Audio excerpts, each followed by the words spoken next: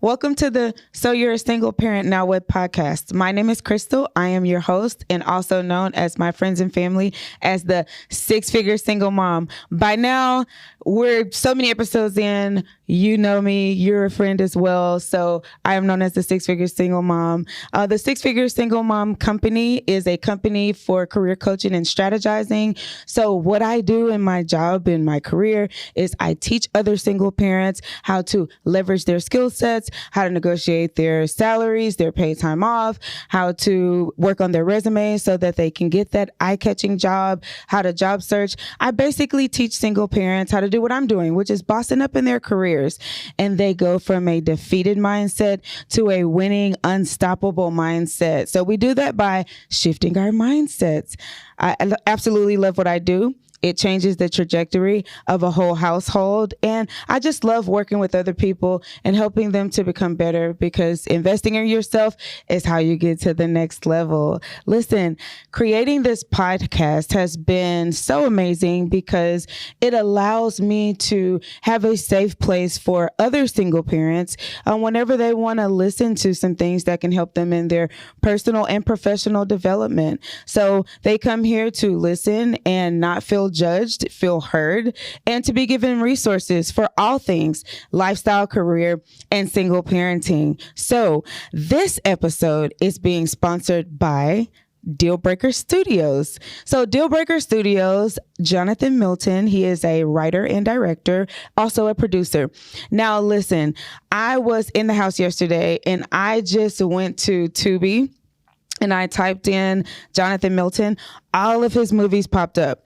And I'm not going to lie, I watched about 3 or 4 of his movies because I was just in the house not doing anything. And I thought, I want to watch some good movies that are on some of the streaming platforms that I don't get a chance to look at during the work week, right? So we have a holiday weekend this weekend. So I seized the opportunity to do that. Now, Jonathan Milton, his movies are streaming on Tubi, Amazon Prime, and also Peacock. So he has movies like Behind Closed Doors, Weekend Getaway, and House Guests. So the movies are so amazing, so creative. I love his writing. I love his directing and also his producing. So if you get the opportunity, go on some of those streaming platforms, search for those movies, search for Jonathan Milton, and you will see all of his movies pop up. So again, I want to thank Dealbreaker Studios and Jonathan Milton for sponsoring this episode. Now, if you know anyone else who wants to sponsor futuristic episodes,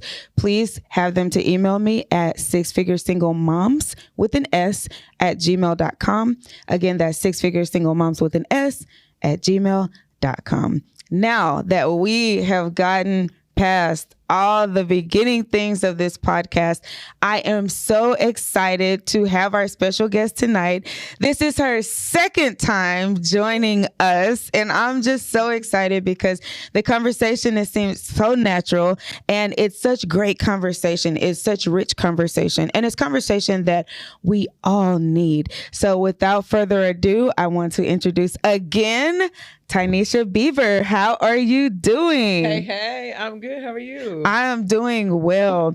I'm so excited for Tynesha to join us tonight because the conversation with her is just so great. Like I said, it's so rich, and it just seems like I'm chit-chatting with a girlfriend. We are chit-chatting, but we just dropping springing a few little gems in the convo, right? I love it. I love it. A few little gems. So the last time you joined us, we talked about a bunch of professional things, right? So we talk about negotiating. We talked about your personal and professional brand.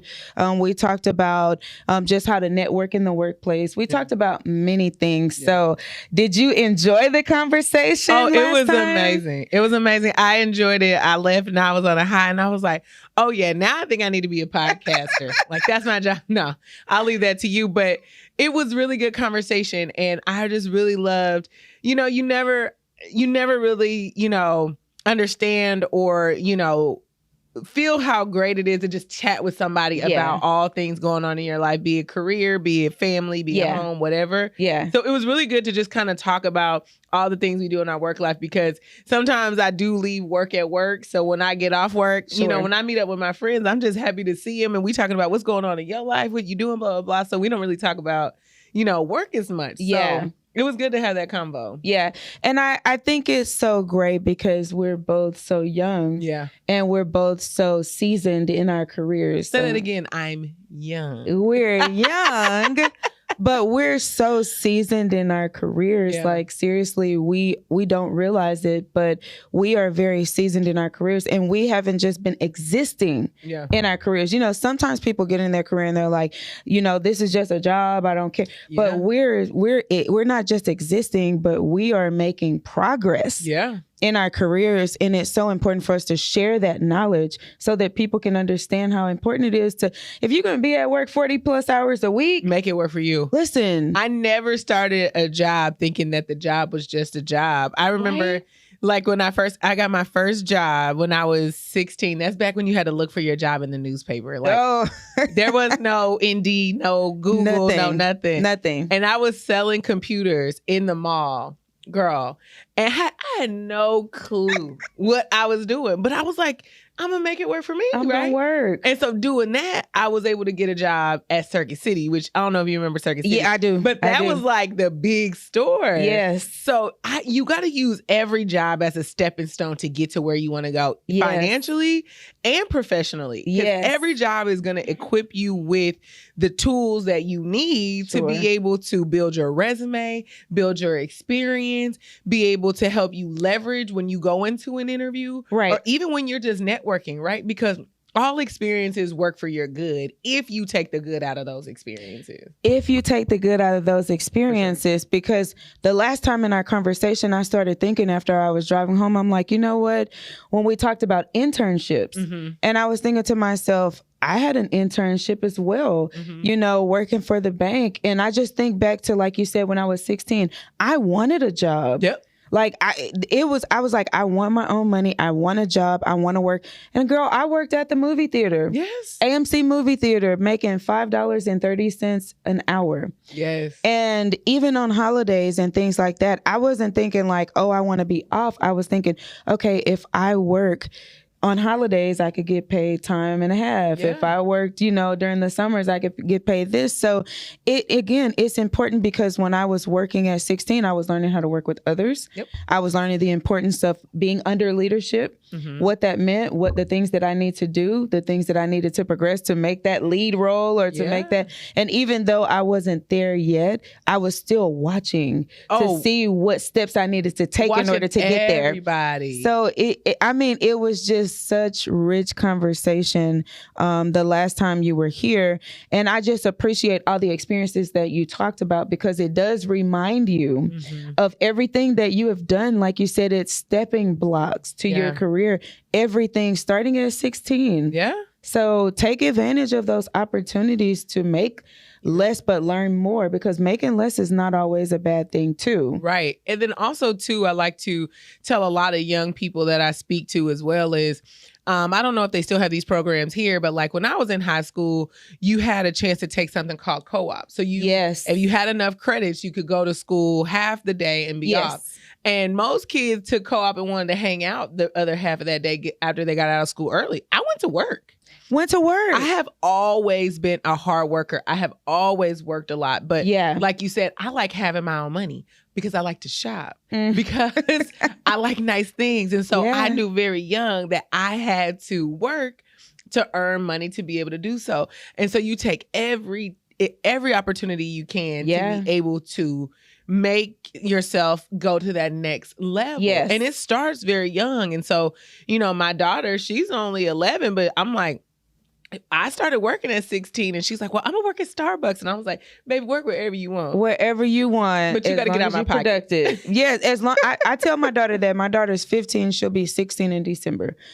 And she's always like, I want to do this, I want to do that. I always tell her, I said, Chandler, as long as you're productive, I don't care what you do and I support you. And I don't mean I don't care what you do. I just mean as long as you are productive in whatever field you choose, whatever role you choose, as long as you're productive and making progress and working as hard as you can and doing your best work when you're at work, I support you. Yeah. So they're paying attention to all those things. And I'm gonna tell you, I got a little entrepreneur on my hands. My daughter braids hair. My daughter does makeup. Like my daughter, whatever. My daughter will do anything to make money, but she's learned so many things on YouTube. So she's picked up a lot of skills from YouTube University. Yeah. So we have to instill in our kids that, because I tell her that, okay, I provide your needs and wants, but those wants, those extras. Listen, because they got a lot of wants. Baby girl. All of them. You got to get to it. Yeah. Because everything in life is not given. Nothing in life is given. So, yeah. So, after that episode, we got a lot of feedback regarding negotiating, because we talked about negotiating, and everybody loves the conversation of negotiation because you don't know what you don't know. Absolutely. So, we talked about negotiating. The last time you were here, you pointed out that everything is negotiable. Yep. So let's get into that a little bit more. And on this episode, our biggest topic is just drilling down into negotiating, how to negotiate, when is it proper to negotiate, you know, what do you want to negotiate when you come to the table? Because we know that when we say everything, some people don't know what everything is. So in your experience, what have you seen to work when you're negotiating? How are you negotiating? So I have two different perspectives on negotiating. I've been on the side of negotiating with the candidates from the HR perspective. And I've also been on the side of the chair where I'm negotiating as the candidate that is interviewing for a job. Okay. Right? And so if I am coming from the HR perspective, everything is negotiable for you as the candidate. Okay. And when I talk about everything, I'm talking about salary. I'm talking about benefits. I'm talking about paid time off. I'm talking about the amount of travel if the job is a traveling job. I'm talking about if it's a hybrid, you know, what days you get to come in, what days they want you to come in. All of those different things, scheduling, those are big pieces. Those are 5 or 6 topics just that I can think off the top of my head that is negotiable. And so what I mean by that is, so for example, we all like to talk about salary. So salary is negotiable. Yeah. So when you apply for the job, they should have a range that's on the job description. So you kind of know within the range. So if the range is, if we're talking about being, you know, 6-figure chicks, if the range of the job is 90 to 120, right? I'm not taking 90. Right. So how you negotiate that is you don't want to get too personal, like I said last time, but you also want to say, you know, once you get to the offer stage and they offer you, right, you say, okay, thank you for that. Let me review it. And then when you go home and review it, you needed to go on Google and just do market research on how much does this job pay for somebody with my level of experience, right? Because we know women and African Americans already have to break the glass ceiling, right? So we are not being paid as much as our white counterparts, if I'm going to be honest. Yeah. Right? Yeah. And so you have to take all of that into consideration when you're negotiating and how much you want to be paid. Sure. And when you say market research, Glassdoor.com. So I've been on Glassdoor.com when I was in the interviewing and the offer stage, and I've looked at the actual company and I've looked at people that work at the actual company, and I've looked at their salaries and what they think about the company and things like that, because that's another thing is when you go to a company, you don't want to go somewhere where people hate the job. Right. The money is not everything if you're doing that. And Glassdoor is a great tool. I've used Glassdoor as well. And something else you want to look at too, I had to drill down with Glassdoor is make sure you're looking in the department or areas that you're interviewing for, right? So for me, it's a little bit harder because people in HR just don't leave reviews. They just don't. So it's a little bit harder. But you don't look at somebody from accounting if you're going to be in marketing. Yeah. Right? Yeah. Because their pay is different and their level of enjoyment with their job may be different. So you got to look at that as well. But you do want to look at how they view leadership, how they view the CEO. All of those things I think is important. So that's one thing when you're negotiating your salary is what you think you're worth, but you also don't want to be too personal, right? You don't want to share like, you know, I got bills and I got this. That's not professional. So we want to keep it strictly professional about why, you know, you feel like you deserve that type of pay, right? Yeah, don't share. Don't do that. Don't. You would be surprised how many people have I have interviewed. Yeah. Oh my gosh. So that's a good point then, I guess, that we should say is like, don't be too personal. Don't say, oh, I got 3 kids and, I got these bills and you guys need to come up to this salary because of XYZ. Mm-hmm. Just keep it professional. Yep. Leave the personal stuff out. And when negotiating, consider your skills, consider your expertise, consider your years of experience, and also consider your education. Yep. And then those components should make up how much you feel like you're worth. Yeah. And this is funny, but I know don't take this advice, but this is how I was thinking when I graduated college. I said, okay, I paid between $40,000 and $50,000 for this degree. We've all done that. I need to make between $40,000 and $50,000. We all did that. And so my first job out of college, and that was back in 2009. Yeah. I was making like $55,000. Mm-hmm. And I thought I was making good money back then. And so then I just said, all right, by the time I'm 30, I want to make 6 figures. That was my goal. That's the Now, mind you, I graduated college at 21. So I had 9 years to meet this goal of making, 6 figures by 30. When I made that goal, I wasn't a mom, and I damn sure wasn't a single mom. Yeah. So then I said, I never lost sight of that goal, even being a single mom. Right. But I knew I had to work harder for that. You do. And so I always kept those goals in mind. So always have goals, financial goals set for yourself. And then when you go in and negotiate, I'm going to go back to that topic too, because I remember last time we was chatting a lot. So I want to give y'all this information. Yes, we do. If we're going back to negotiation, once you negotiate salary, benefits is something big. Y'all have to look at total comp package. Yes. And when I say total comp package, salary is just part of that package that you have when you're working for someone. But the total package could be worth $30,000 to $50,000 more than your salary. Because, for example, you have some companies now that offer unlimited PTO. Yes. That is invaluable. Yes. In your life, in your life, because now you have the salary and now you have the time off to enjoy that salary because you can take time off. Freedom and flexibility. If you're working from home, you take that into consideration with your wage too, because you're not spending as much on gas, clothing, upkeep, all of those things. Yes. Benefits also include health insurance. I don't know if y'all have looked at the marketplace lately, but health insurance is expensive. And so if you have a company that offers really good health insurance, that's something that you want to take into consideration too. So say you wanted to make 120, they offer 110, but you have a lower deductible, you have a lower out of pocket, the benefits cover more, right? Then that also goes into play. And I've seen some companies that offer where they pay for the employees' insurance. So if you're not paying for that insurance, think about it.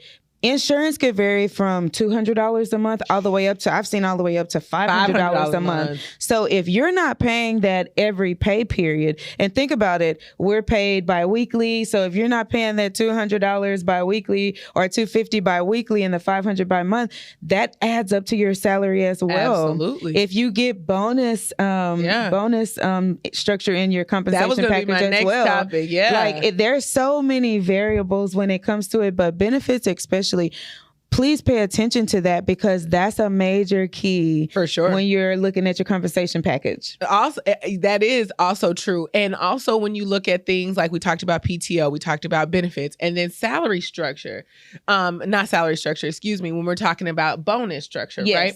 So if you have a position that bonuses and they say, well, this position we bonus at 5%. Now I know with a company like mine, bonus isn't as negotiable, but it can be, especially again, if you have demonstrated your worth, right? And so if you have a 10% bonus on $100,000, that immediately adds $10,000 to your salary. Immediately. So you have to make sure that you talk about those things as well.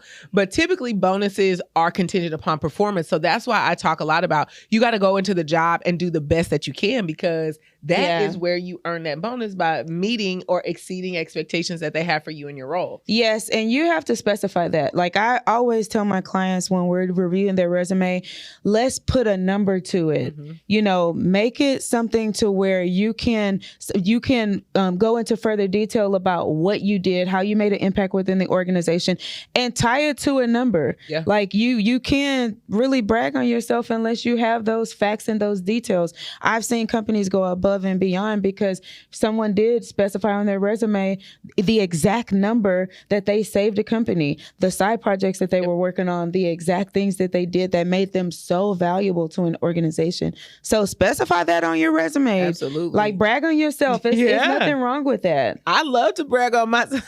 Especially when it's going to give you more money in your pocket. And also when you brought up a good point and made me think about this when you were talking is when you are talking to an employer and you're talking about your experience and the things that you've done really well, and that's how it ties into you knowing your worth.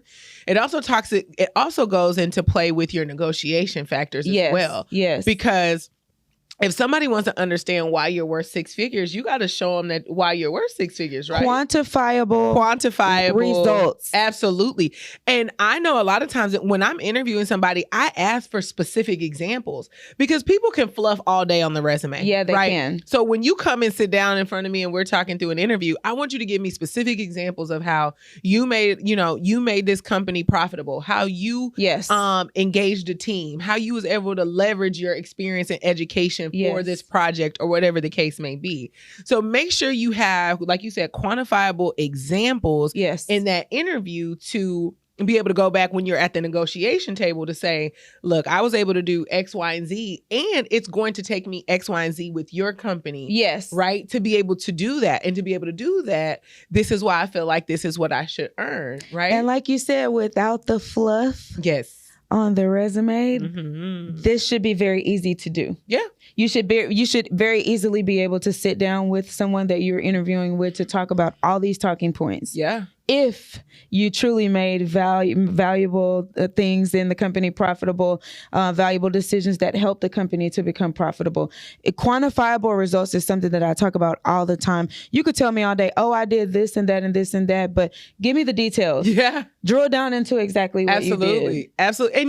And when you're sitting at that negotiation table, I think it is so important to listen to what that employer is saying because they'll tell you what's important to you. So when you go to negotiate, you can have those things. You want to reference back to the interview if you heard them say something like, I heard you say in the interview that having a people-focused leader was important to your organization. Yes. In the role that I'm in currently, I have coached and mentored 5 people that then got promoted in the organization. Boom. Right there is a quantifiable example that you did, right? So if I'm looking for a strong people leader because I'm trying to replace somebody that maybe isn't as great as a people leader, you just gave me an example to say, okay, if I'm looking for a strong people leader, this is somebody that I want because I'm hearing them talk about examples to that. Exactly. And so you got to make yourself really, really valuable. And so if you've negotiated salary, if you've negotiated PTO, or if you've negotiated, bonus, and benefits, and they'll come back and say either 2 things. They'll say, we were able to talk about it and we were able to increase the offer by X amount of dollars. We love that response. We love that response. That's like a hole in one.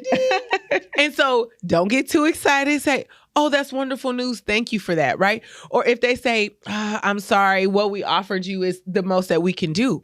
That is very, very, that's typical. I'll say that's typical too. Yeah. And so what you'll then go back and say, okay, if you can't negotiate the salary, what does paid time off look like? I see that your company offers, the first 2 years, only 2 weeks, but at 3 years, you offer 3 weeks of PTO. Yeah. I'm currently at year 3 in my organization, so I'm already earning 3 weeks. Is that something that I can negotiate in this offer?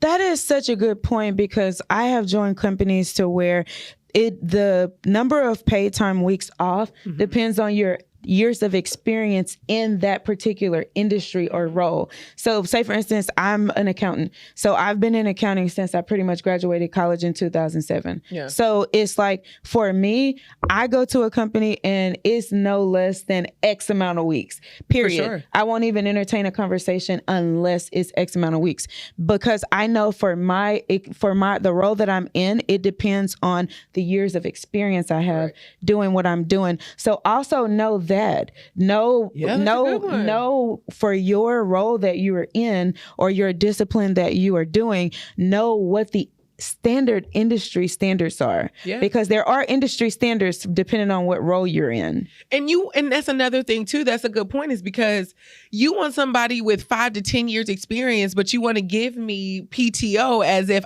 this is my first job, that I have. I'm not taking 2 weeks. I'm not taking that. So I'm not taking 2 weeks. If you want me to have 5 to 10 years experience, then you need to compensate my time off for looking at such. Sure. So for example, the job that I'm in now has unlimited PTO.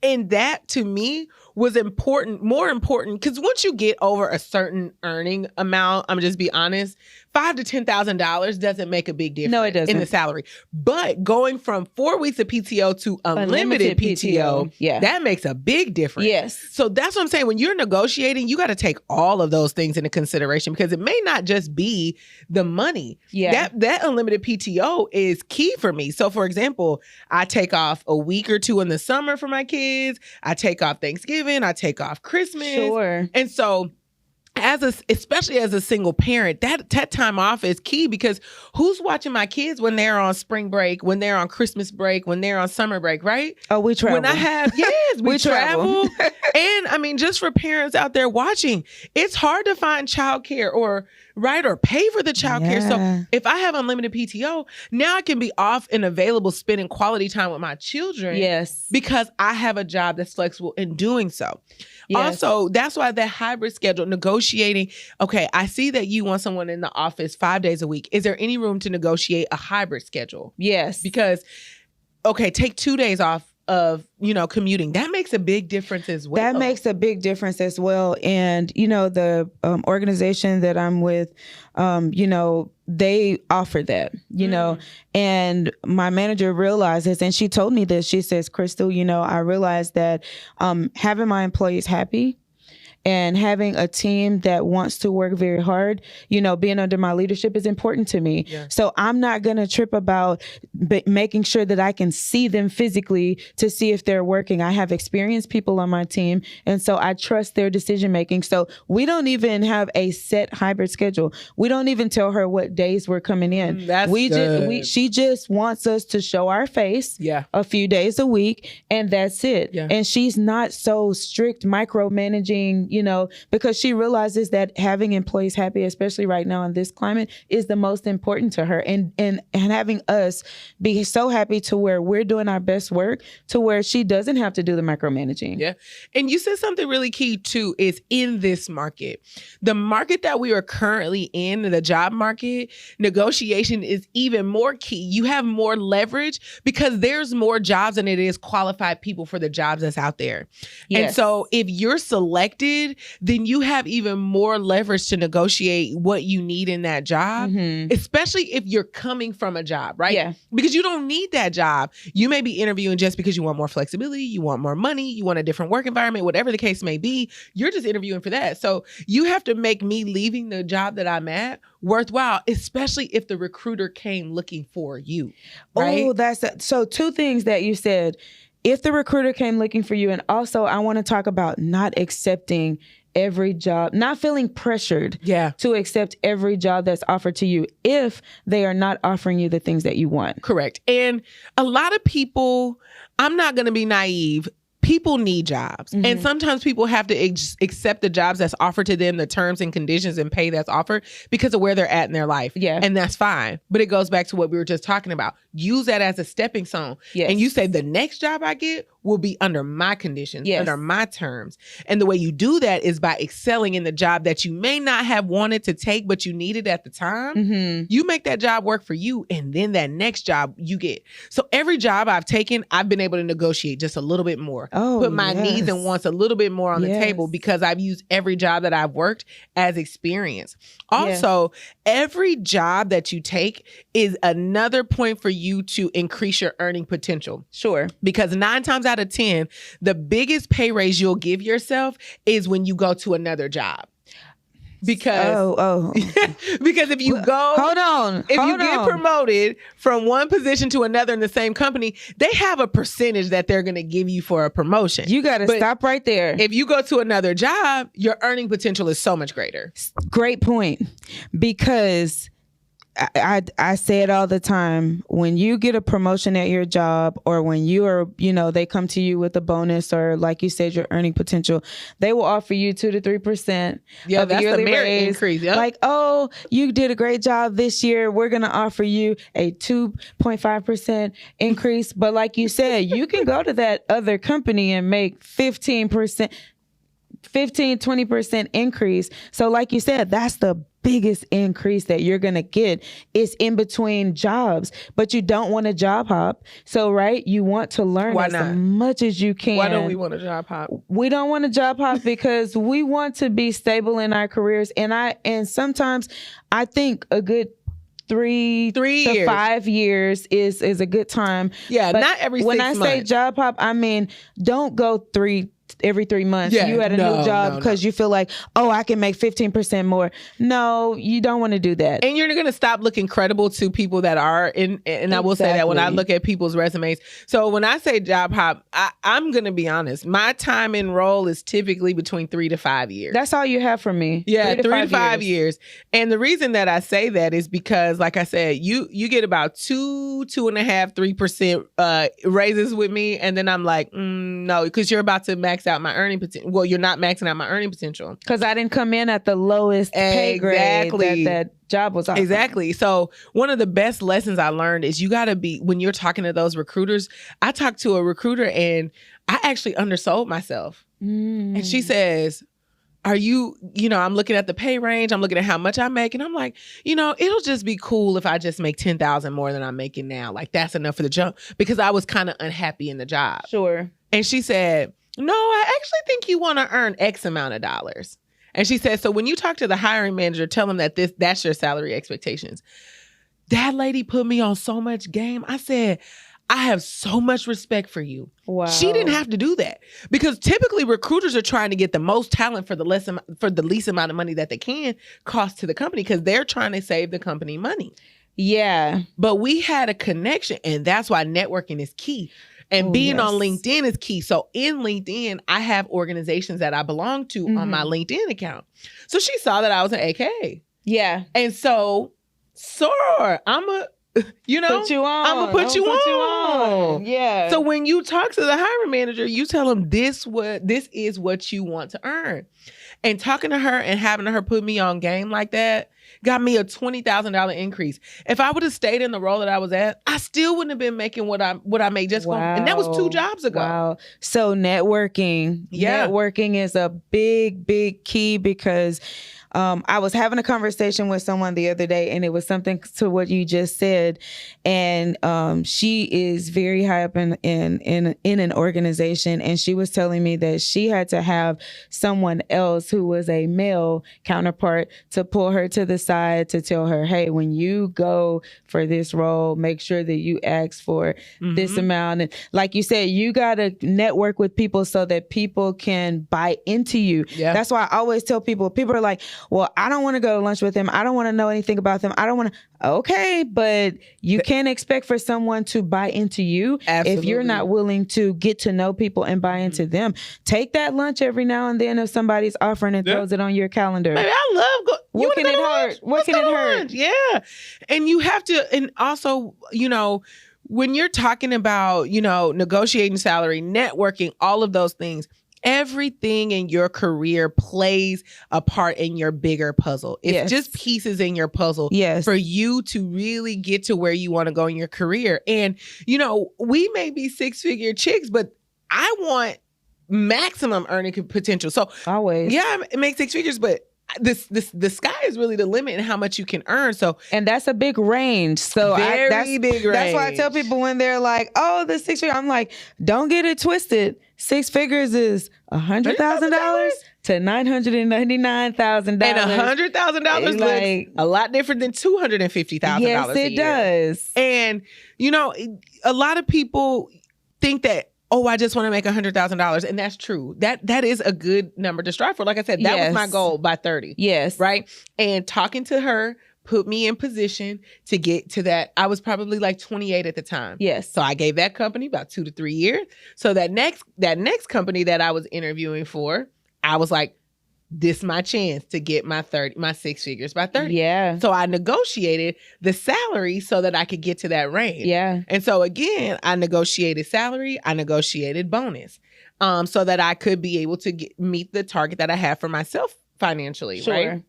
And so that takes me into just talking about when you're negotiating, you also want to make sure that you're not being, no, I'm not taking that. Nope, I'm not doing that. You just want to take all the information that they're giving you, make it a, collaborative conversation. Yeah. Be firm but kind. That's what I say. You gotta be firm but be kind. Major key. Because major key. If people don't come off in that offer stage, they still can reject the offer. They can say, you know what? I don't think that we can come to a common middle ground.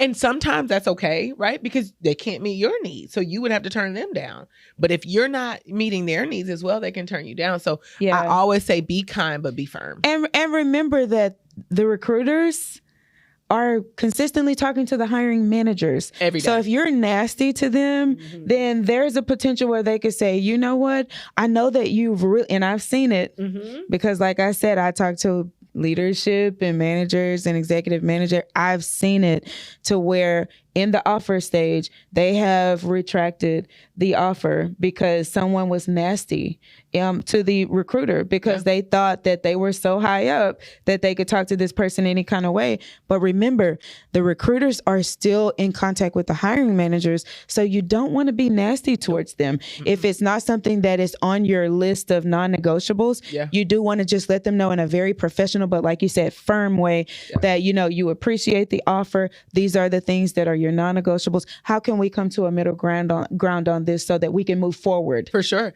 And ask, okay, so once you start interviewing for the role, you should be preparing to negotiate from your first interview.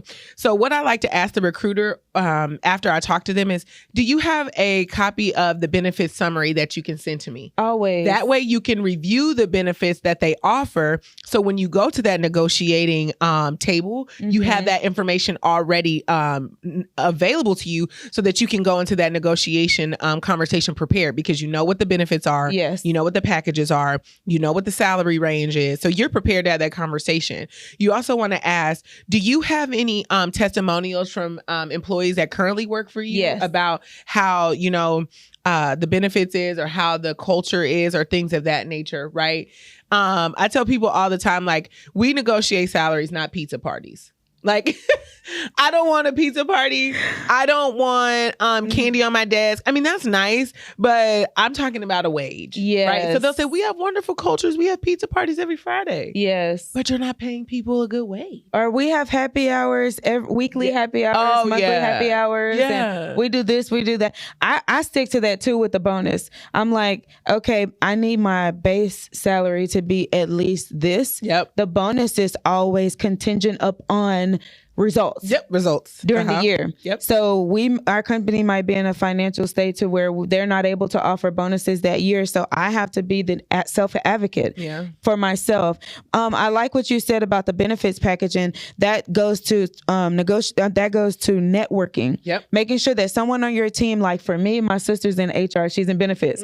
So whenever I get a benefits package, I call my sister. I'm like, hey, check this out. Yeah. And she be like, send it to me. Yeah. I'm gonna let you know what's good. Yeah. So have people on your team that are even someone like yourself or myself that can say, okay, this is a good package, or make sure you ask this, this, and this, because this is an okay package, but these are your non-negotiables, and some of the things that are not on your list are on here. Right. Are not on here. And when you're also looking at packages too, look at what their retirement packages are. How much are they matching for your 401k, right? That's a big one. So if they match dollar for dollar for the first 3%, what does that look like? How much are you earning from that? Yeah. Or if they match dollar for dollar for 5% or 6%, right? Those higher numbers is more earning potential for you because they're putting more money in your retirement fund. Yeah. So that is salary negotiation for post-career. And look at the company, how the company stock is performing. Correct. I tell people all the time, and no shade to the generation before us, but they are firm believers in, you should be getting your 401k, look at your match, look at your this. Yeah. And then the company stock is performing terribly and I'm losing money. Yeah. So 3% of nothing is nothing. Nothing. Okay.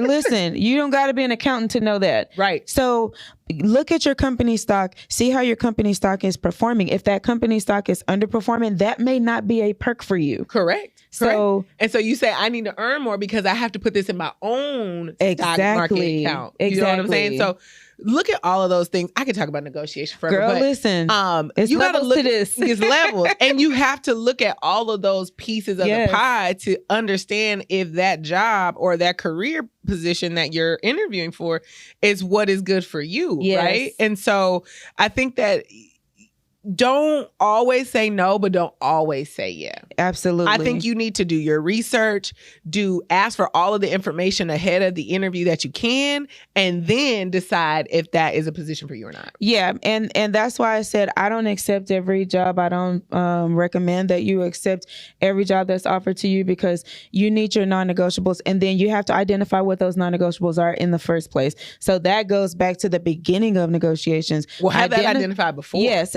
Identify that before you even start job searching, because if you don't have a target, you don't know where you're going. Mm-hmm. So I love the conversation about negotiations. Yeah. Is there anything else that don't get me wrong, negotiations are a very wide range of topic. Yeah. You can negotiate any and everything. When we talk about that, there is so much knowledge and there's so much that goes into negotiation from a personal standpoint, personal development standpoint to a professional development standpoint.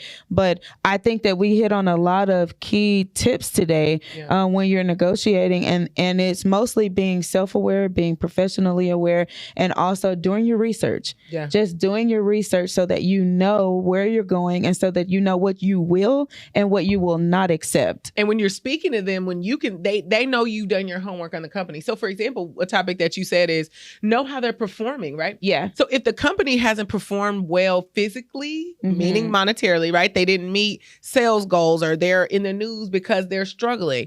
That means 9 times out of 10, you're not going to earn your bonus because they're not earning their money. You're not going to earn anything. So then you need to say, I've noticed that your sales earnings have been soft for the last 2 years. So how can I negotiate, this amount of dollars, because I know that the bonus is heavily tied to company performance. Yes. Knowing how to talk about what you want in negotiation stage is key. Because I just said a lot, but I was very professional. I was very kind, but I was very firm. And you let them know, hey, I'm watching how the company is performing, and I don't want to be tied to that. If my bonus is tied to that, then I definitely don't want to be tied to a company that's not performing well.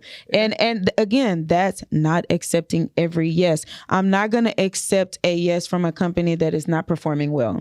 And what's so funny? And I'm glad you have this podcast to talk about this, because nobody shared these gems with me. So I remember I took one of the first jobs I took. I thought the money was great. Oh, this is a big bonus.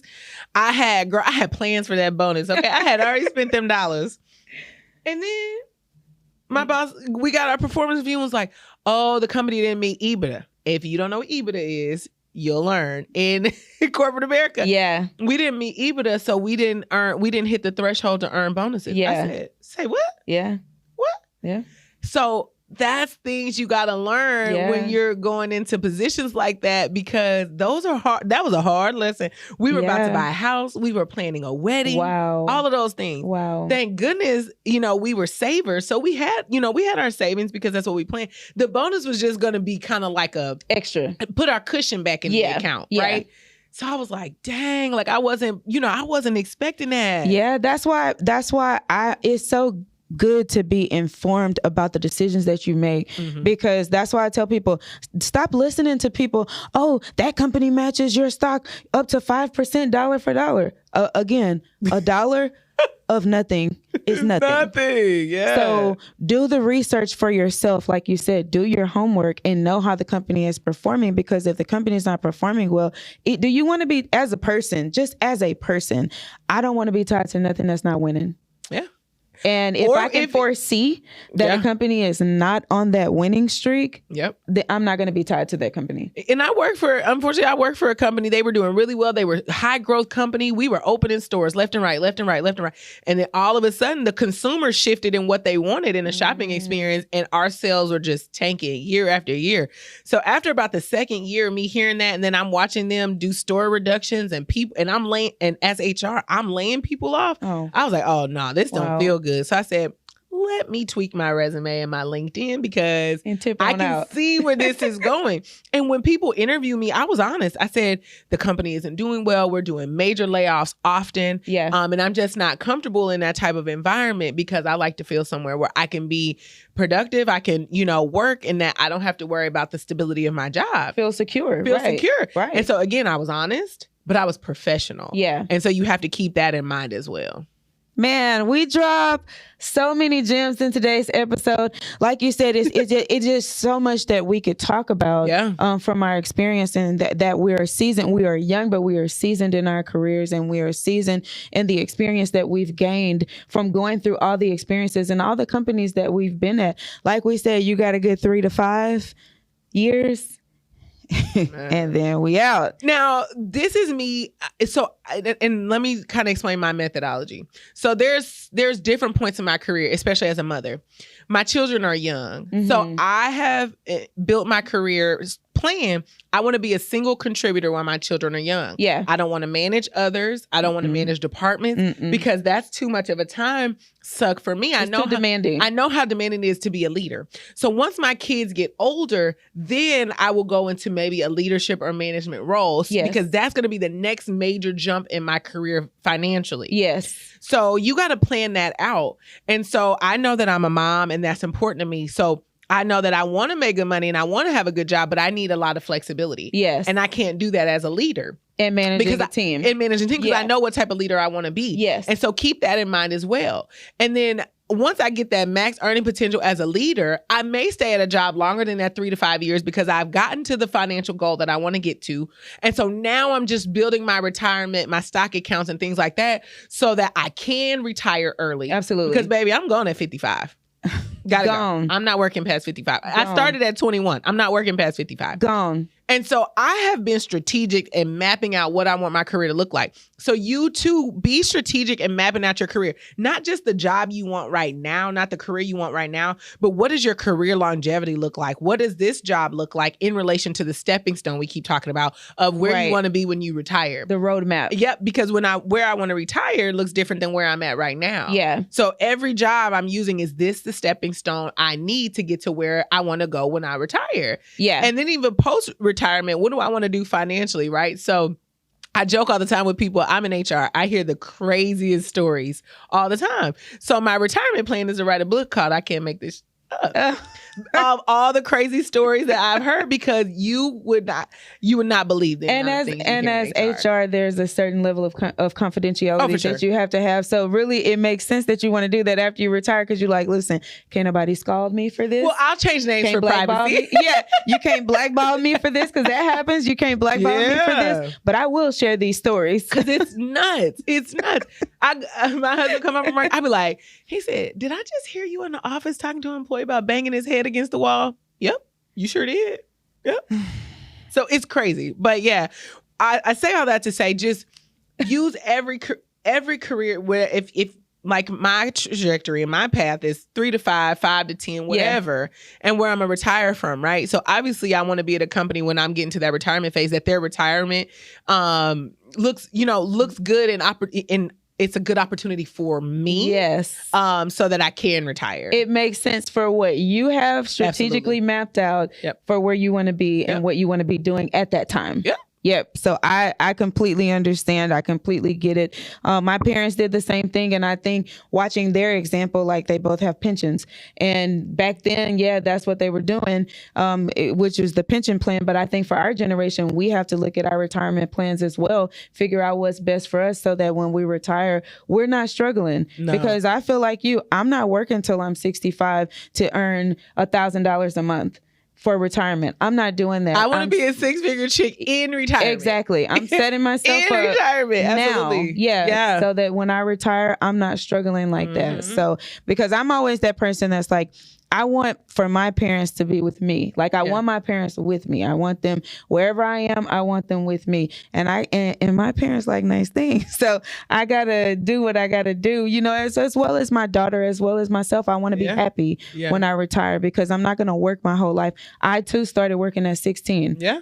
And it's been a long road. It's been a long journey. So we're going to be tired by that point. So listen, thank you guys for joining us. Like I always say, conversations with Tynesha, they're just so great because it seems like the conversation, we're just chit chatting, but these are gems that we're dropping that we've learned over the years, and sharing them with you is important to us because each one has to teach one, and sharing knowledge is the only way that we can get there. Absolutely. Like you said, you had that organization on your LinkedIn, and that's how you learned that you were underbidding yourself. Yeah. So as always, thank you for joining us. We love the conversation. So there are a few things that we want to do while we're wrapping this episode up. Listen, if you are not following Tynesha, please tell the audience where they can find you on social media, on your Instagram. Yeah, so you can find me. My Instagram is Tynesha1308. That's my personal one. So I am a little bit selective, and we'll talk about that on personal branding versus professional branding. Yes. My business one is Building Our Forever. That is where I do all of my interior design, interior decorating, very nice. Interior blogging, all of those type of things. So that's where that lives. You can find me there. Professionally, I'm on LinkedIn as Tynesha Beaver. So those are my different places to find me on the internet. Yeah, please go and follow Tynesha. She does amazing interior decorating. The holidays are coming up, so she does the tree decorating and any holiday decorations that you may need. She is your gal. I'm going to definitely talk to you this year because I decorated my first tree last year and I thought I did okay. But then when I looked on Facebook and saw yours, I was like, I need to step my game up. So I am on social media as well. You can find me at The 6-Figure Single Mom. Again, at The 6-Figure Single Mom.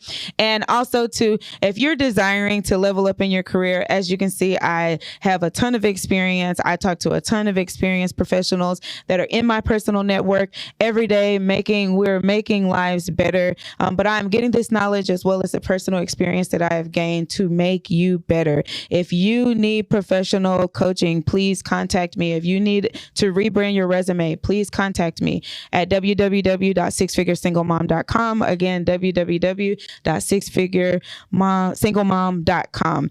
And again, I want to thank Dealbreaker Studios for sponsoring this episode. Thank you so much. If you are on YouTube and you are not subscribed to 6-Figure Single Mom, what are you waiting for? What are you waiting for? I mean, come on. What are you waiting for? Subscribe to the channel, like this video, share this video with any other single moms or any other professional moms that you feel like this episode could help. Negotiating is a scary thing for us. We're always needing to know what to negotiate, how to negotiate. We're always needing to know all things professional that can make us better and that could grow our earning potential. So if this is you, subscribe to the channel. More content, focused content coming your way. As always, I always like to end my episodes with this: change, it starts with you, right? So if you see something that you want to do, or if you see something that you want to happen, that change, it starts with you. So be the change that you want to see in the world. I didn't create that quote, but I saw it somewhere and it stuck with me. Okay. So that change is going to start with you. Thank you for joining me whenever you are joining me. And until next time, my name is Crystal Smith, your host, joined with Tynesha tonight, as also known as the 6-Figure Single Mom. And I am checking out. Until next time. Bye.